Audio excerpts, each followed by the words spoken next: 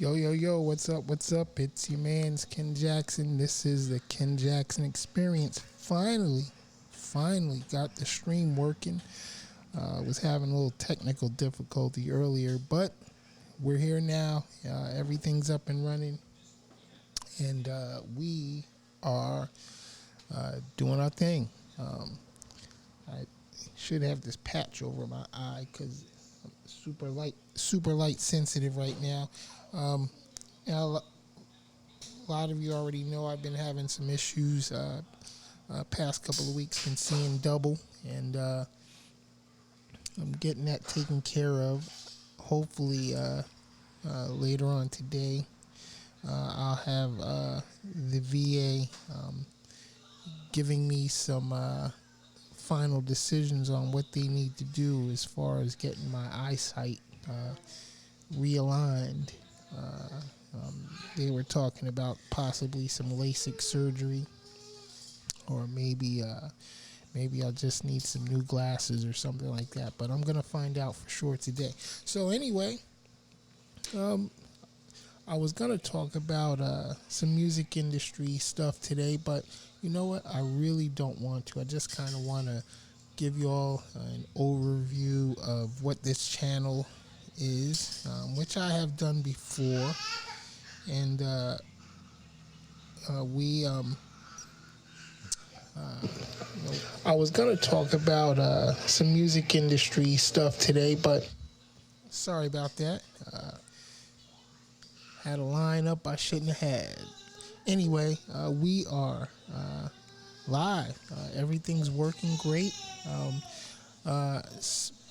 Spent the last few months putting together some new gear just for broadcasting.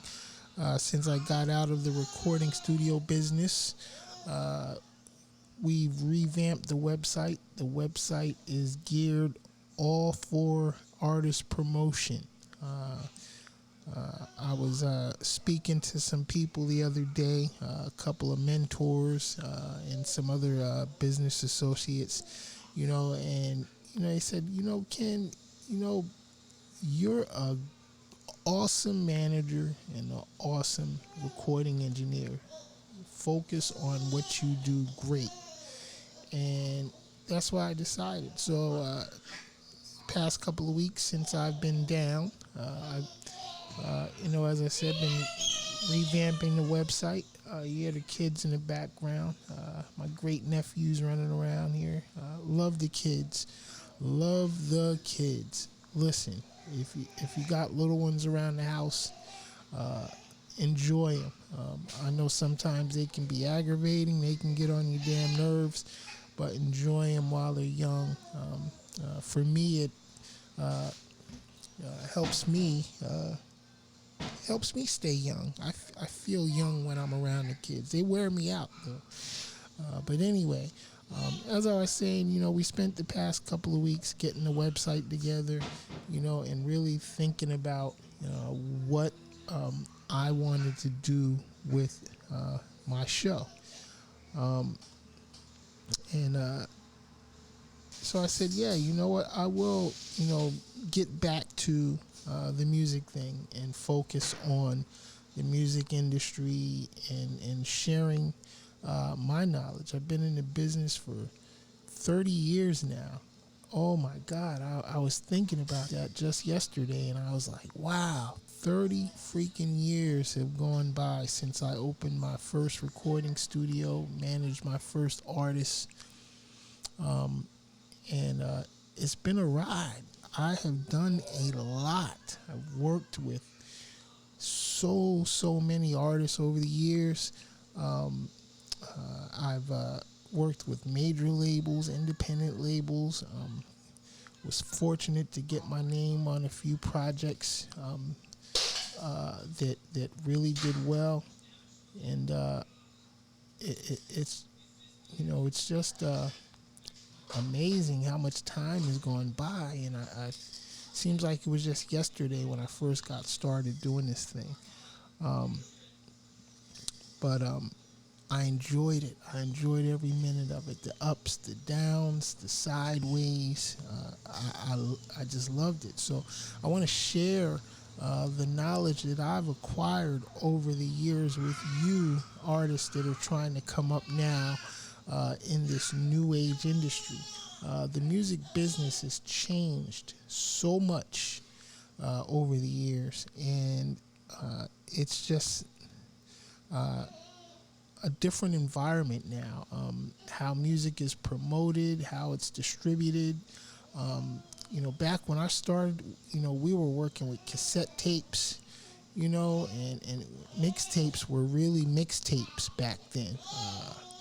Now we got downloads and streams and all of this digital stuff going on. Recording engineers are downsizing and working from desktop setups, with a DAW and a laptop. You can do an entire album. Recently, at the Grammys, singer Billie Eilish won several Grammys, and her entire project was recorded in her home studio. In a bedroom at her parents' house. Her and her brother produced and recorded their entire album at home. That's something that was unheard of when I got into the business. First of all, recording gear was massively expensive back then. There was just no way I was, or anybody, unless you had a boatload of cash, was going to set up a home studio. I had a minimal setup when I got started back in the late 80s. It was like 88, 89. I put together my first home studio, and it wasn't really a studio. It was more like a hobby setup. I had a little 4-track Tascam recorder. I had a PV DPM-8 music workstation. It had a little 8-track sequencer, and it was super primitive back then. It was nothing like what we have available nowadays. And a couple of Radio Shack microphones and some cheap headphones, and that was it. We were recording songs in the living room of my apartment, and they weren't great. I gotta admit, they were horrible recordings. And it took me some time to learn the ins and outs of audio processing and things of that nature. And then, too, back then we didn't have plugins, and we didn't have computers, to be able to do what we can do now. So we had to really put in some work back then to make a halfway decent project. And then getting somebody to listen to it, to help get distributed, or back then you had to get a record deal. There was just no way around it. It was a record deal or bust. There was, no independent distribution and shit like that now. We got things like TuneCore and CD Baby and Reverb Nation, SoundCloud, SoundClick, and the list goes on and on as far as digital distribution now, and internet radio stations. We didn't have any of that when I started. We had college radio and we had commercial radio. And getting on the radio was next to impossible. If you didn't have a record deal back in the day, you weren't getting on the radio at all. You can forget about it. So it was tough. It was tough. It's tough now. But I think about how we came up. If we'd had the tools back then that we have now, oh my God, how much different things might have been. Now you don't need a record deal. You create your own record deal. You record some music at home. You upload it, to whatever social media sites or digital distribution sites. And YouTube, being YouTube and Apple Music, I think, are technically the largest record labels right now. And like I said, you create your own deal. Now, part of what I'm going to be doing with this platform is sharing my knowledge as far as the legal aspects, of making sure that you can become successful as an artist. A lot of artists still make the same mistakes that we made back in the day. We didn't. You gotta own your stuff. You gotta own your material. Back then, we didn't have a choice. We weren't. There was no such thing as leasing beats. We actually had to find somebody to make beats for us if we didn't make them ourselves, and we had to pay those people, and we had to buy those beats, and we had to do paperwork to make sure the splits were right, and that everybody was getting credited for what they did. And if you didn't, you would lose out. Same thing applies now. Those basic principles haven't changed. You need to create your material, but you need to own your material. You rappers out here getting these beats off of YouTube and these downloaded beats that you don't own, these lease beats that you get from producers that are pushing the same beat to hundreds of other artists out there, creates an environment where artists are going to get screwed again because they don't own the rights to their music. And the reason why is now a lot of artists are lazy. It's almost too easy to put something out there, and a lot of artists skip the step of handling business. This is still the music business, and if you don't handle your business, you're going to end up losing in the end. Believe me. So I'm going to be sharing with y'all some facts on what you need to do to set yourself up for success in the music business. All right? So let's get right to it. First of all, you have to set your business up properly. You have to treat your music career like the business that it will be, like the business that you want it to be. And because if you don't, you're only selling yourself short.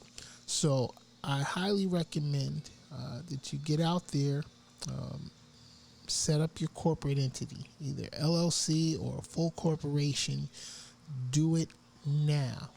Check with your state and local agencies and find out what you need to do wherever you're at, and set up your corporate entity. Once you get that done, you need to set up your business bank accounts, because you have to have a place for the money to flow to and through. And you want to be able to track all your expenses and track all your earnings legally and properly, so that the tax man don't hit you later. And I know a lot of you out there think it's something that you can wait to do, but I highly recommend that be the absolute first thing you do before you start a career in music. Okay? Again, this is still the music business, so those basic principles have not changed. It's not something we knew about back in the day. We weren't taught how to handle business back in the day. We were like a lot of you renegades out there now, just recording music and putting it on tape and handing it out in the streets or doing whatever, and hopefully a record label would hear our stuff and want to sign us. And then we got offered deals, and we jumped right on them because we didn't know any damn better. We didn't know anything about copyrights and publishing and sync rights and all that shit. We were just happy that somebody handed us a check and said, hey, we're going to make you stars. So now, after 30 years in the business, I've obviously learned a lot more, and so I want to share that with you. So set up your business, get your business entity set up, get your bank account set up, copyright and trademark your logos, and your name. Make sure you own your name. Trademark your name. Okay, you don't want anybody else coming to you later and say, hey, I had that name first, and you need to send me a check for using that name. No, get your paperwork in order. All right? Once you have all that done, obviously you need material. You need to start writing, and you need to write as much as you can. And as you write and complete lyrics, copyright those lyrics. And make sure that you maintain ownership of your words, because it doesn't matter. You can write all you want. And let me tell you something. Somebody gets a hold of your notebook, or somebody writes something similar to what you wrote, and then they copyright it. Guess what? They own it now. All right. Yeah, so you want to make sure that you get your copyrights done. Get yourself signed up with a performing rights organization, that be ASCAP, BMI, CSAC. Those are the three major ones. CSAC being the smaller, but you have to be invited to CSAC. You can't just join CSAC. But BMI and ASCAP, other two major performing rights organizations, you need to join one of them. I recommend BMI. I'm a member of BMI myself. It won't cost you anything to sign up as a writer. So I highly suggest that at minimum you sign up with BMI or ASCAP as a writer. And if you're going to be a little bit more aggressive, if you're going to be publishing the works of other artists, then you want to sign up as a publisher as well. And that's a whole nother ball game. So we won't even get deep into that today. But at least get yourself signed up with ASCAP BMI as a writer. And what they do is they track performances. They track your music. So as you complete songs, you want to register your songs with whatever with the respective agency that you join up with, so that if those songs are used anywhere around the world, they will track it, collect royalties, and get those royalties to you. All right. Secondly, you want to sign up with oh my God, I can't remember the name of the agency. ASCAP, BMI, Sound Exchange. Sound Exchange, what they do is they track streaming royalties. They track internet radio in different streaming sites around the world, so that when your music is being streamed on like Pandora, Spotify, places like that, they keep track of those royalties as well. So you want to make sure that you're signed up with Sound Exchange. They have a little bit of a complicated process. There's a spreadsheet you'll have to download from their site, so that every time you submit to them, you'll have to fill out the spreadsheet with all the pertinent information related to the song, so that they can properly track your songs. But it's something that you need to do. Now, understand that streaming royalties are not something that's going to be a large amount, until you get to superstar status, to where you're moving millions and millions of streams. It takes a lot of streams to, really make any significant money. However, it's still your money, and you want to get it. All right. So keep that in mind. ASCAP, BMI, Performing Rights Organizations, and Sound Exchange is definitely some company that you need to sign up with. And a lot of this can be handled through some of the digital distribution entities. A lot of them have administration deals that you can pay for where they will handle a lot of that for you. But at least get yourself knowledgeable in the process so that you can understand exactly what they're doing for you, and you know what the benefits are, because you may or may not want to use one of these services. If you have somebody on your team that can handle it, you may just want to have them handle it for you in house. But there are many different ways to do it. But just, as I said, make yourself knowledgeable of the process at least. Now, a question I get all the time is, how do I make money? How do I really make money as an independent artist? And I'm going to tell you the truth. It's very difficult early on. You got to do shows. Shows and appearances are where you're going to get your first monies from. And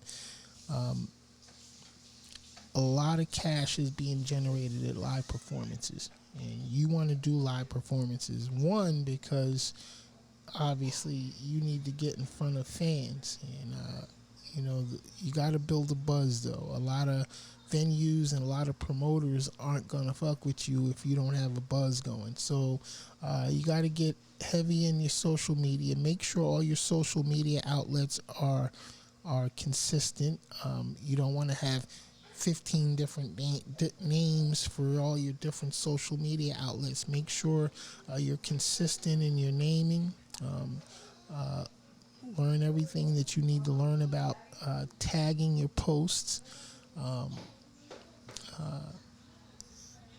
Interact with your fan base. If you have a fan base, you want to interact with them on a regular basis, because these are the people that are going to make you a star. Without fans, you're nobody. If nobody's interested in your music, then you're just somebody else out there throwing music out and not getting anywhere. So make sure that you connect with your fan base on a regular basis, and it's hard work. You have to be your own biggest cheerleader. You can't count on anybody else to promote you or to be excited about you if you're not excited about yourself.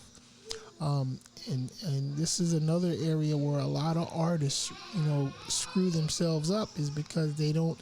I had a young rapper tell me not too long ago, man, I don't fuck with social media. I don't have time to be going on live and all that. So I know you can hear all the kids in the background crying. I'm not even gonna say nothing. Hopefully, it's not too distracting. My little nephew, he cries all the time. But anyway, as I said, if you don't interact with your fan base on a regular basis, if your fans don't love you, then you just may as well find something else to do. Get yourself a 9-to-5, because without fans, you're not going to be anybody in the music industry. You can forget about it. Secondly, you want to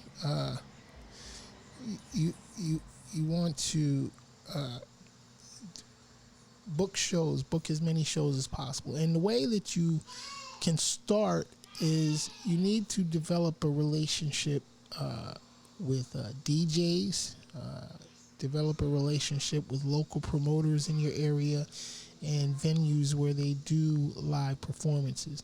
And pick your venues carefully. You can't just go up into any old venue thinking that you can perform. If they're audience doesn't cater to your style of music, then you're just wasting your time. You don't want to, as a rapper, you don't want to go into a country bar and say, hey, I want to do a show. They ain't gonna show you no love there. You know what I'm saying? So go find out, what venues in your area are doing live performances, and do your thing. Reach out, establish these relationships with promoters, and one of the techniques that you can use is, say for instance, you can approach a promoter and say, hey, I hear you got an event coming up. I would love to perform, and I'll perform for free. Yep. You're going to have to do some free shows, y'all, because these promoters are about making their money, okay? If you can't bring butts through the doors, if you can't sell tickets, they ain't going to fuck with you. They damn sure ain't going to pay you, all right? So unless you're a draw, and unless you can guarantee him that you're going to draw, forget about getting paid. But don't let yourself be so arrogant, and so uppity that you won't do a free show. Free shows are going to do many things for you. One, it's going to help you get on stage so you can build a fan base.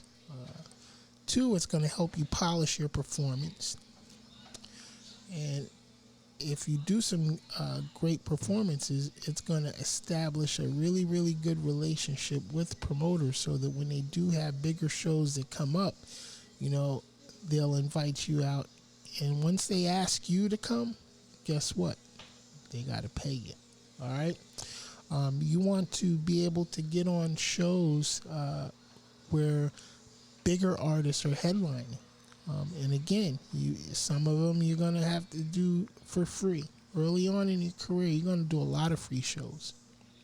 It's very rare that a brand new artist will get out there and get a check, for a live performance.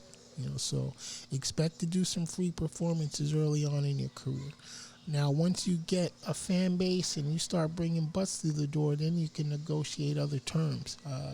And depending on what level of draw you are, you can start asking 500, 1,000, 3,000, and it just goes up from there. I know some independent artists that you've never heard of in the mainstream. They're getting $10,000, $15,000 a show, but they draw. They have the fan base out there. They put in the work, and they built up their name and reputation to wherever they show up, in these small towns and so forth, these small venues, they bring people through the door. They sell tickets. And that's the point that you want to get to. Another thing that you can do, and again, this requires self-investment, is you want to get your promotional materials together, your merchandise. Merchandise is very important. T-shirts, bandanas, hats. There's all different types of merchandise that you can invest in to help promote your music, help promote you, build your brand, and promote your projects. And it just really depends on you, how much you want to invest in yourself. That's going to determine what happens as far as moving merchandise. All right, so and this all goes back to making sure that you got your business in place, your bank account, so forth and so on.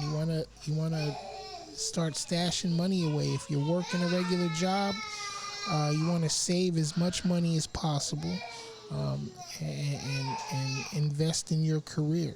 This is where a lot of artists screw up, is because they don't want to invest in their career. They don't want to pay studios for time. They don't want to pay producers for beats. They want everybody to work for them for free or for future monies. That's not happening. That's not happening. I consult a lot of independent artists, but let me tell you something. I don't work for free. I'm not about to work for free. I don't care how talented you are. It doesn't mean that I don't believe in you or whatever. The bottom line is I'm running a business too.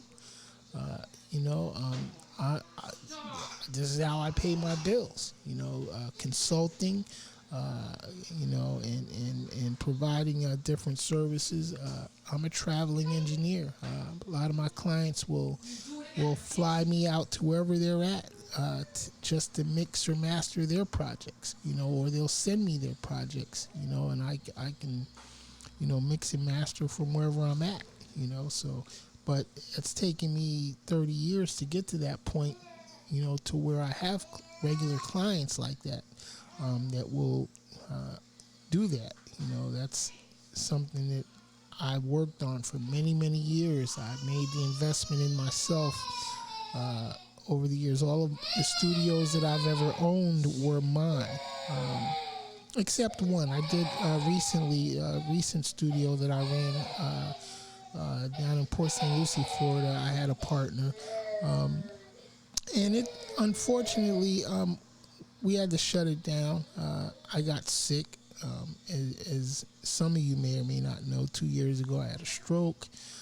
Wasn't able to be there. And so, you know, we had to part ways and, you know, keep it moving, you know. So that's sometimes it happens that way.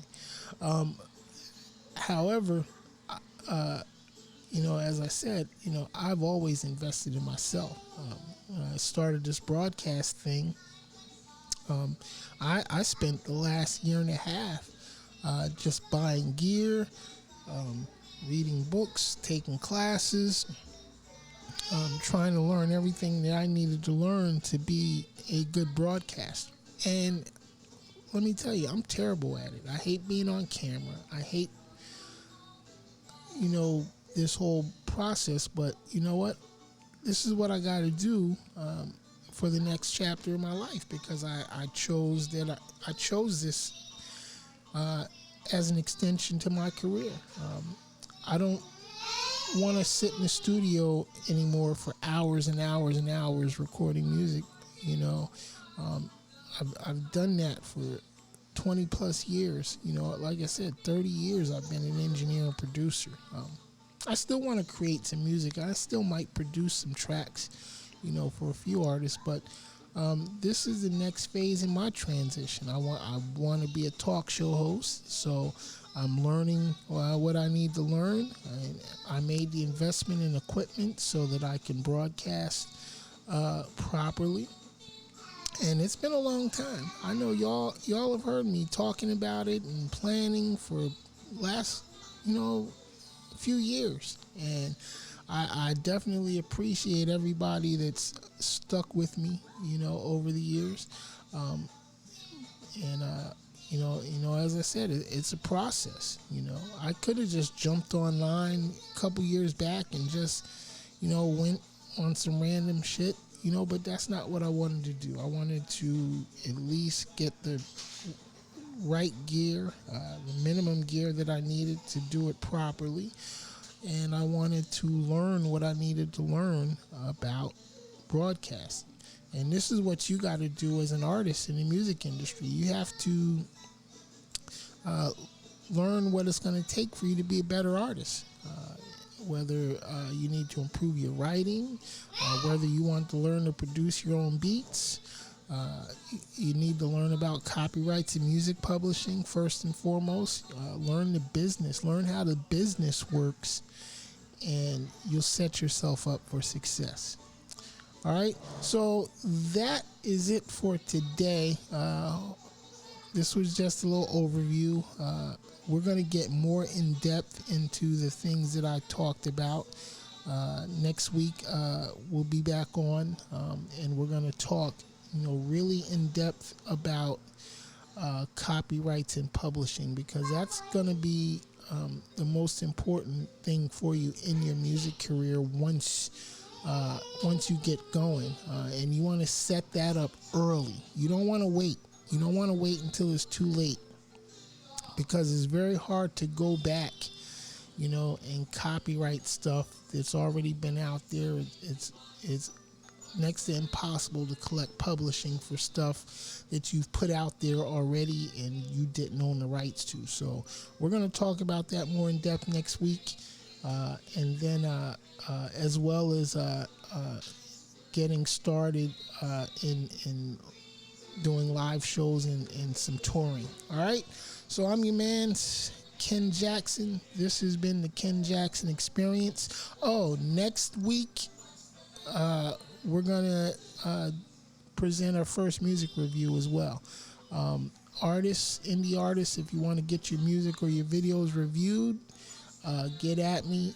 Send your video link